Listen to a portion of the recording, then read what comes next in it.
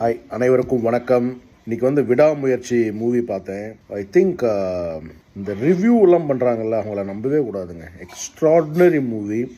Simply சொல்ல போனால் Hollywood class அந்த ரேஞ்சில் எடுத்திருக்கிறாங்க. எனக்கு பார்க்கும்பொழுது தமிழ் இண்டஸ்ட்ரியில், அதாவது எஸ்பெஷலி சவுத் இந்தியாவில் இந்த மாதிரி மூவிஸ் வர்றது I think we need to encourage. எங்கேயுமே வல்காரிட்டி கிடையாது. ரொம்ப பியூட்டிஃபுல்லாக அஜித் சாரோடைய ஆக்ஷன் பின்னிட்டார். Excellent action.